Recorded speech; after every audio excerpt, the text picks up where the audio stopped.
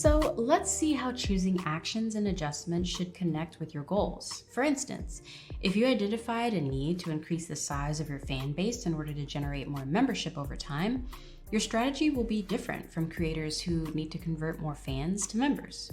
If the top part of your funnel is showing few people accessing your content on any platform, there are some things you can do to increase the size of your fan base, including simply posting more consistently or increasing the number of social channels you use.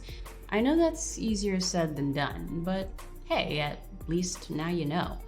Rather than feeling like you are having to generate new content all the time, a great tip when using social platforms and similar spaces is to start asking engaging questions. Ask a question or engage people with something that you think your audience is going to be interested in, and then join the conversation elsewhere.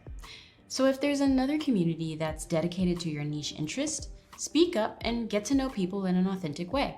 Here's a great example from a friend of mine, Glenn Henry, who you might know from Belief in Fatherhood. He strikes up a conversation with his Instagram community and encourages self-love by asking folks, how are you going to show up for yourself today?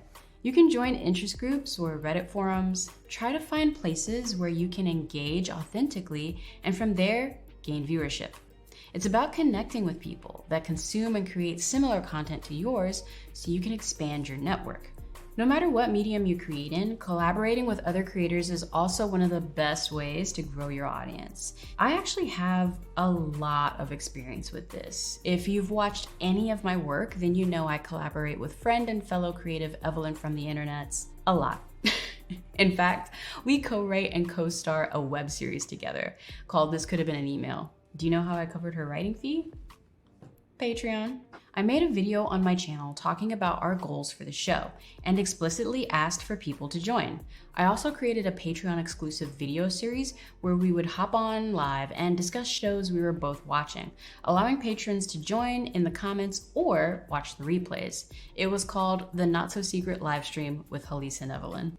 Very original titling, I know. For example, if you're a musician on Patreon and you put together a concert or an online live stream with 2 other Patreon musicians, the audience members of those other musicians are already familiar with the platform, so they'll be able to learn about you quickly and potentially join your membership. There are a lot of great resources out there to help you grow your fan base, including a bunch over at the Patreon Creator Hub. If you're interested, you'll find links to those in the class resources. Check them out. If your total audience is expanding and interest in your brand or content is growing, then the next lesson will be important as we're going to talk about the levers you can pull to convert those fans to members. I'll see you over there.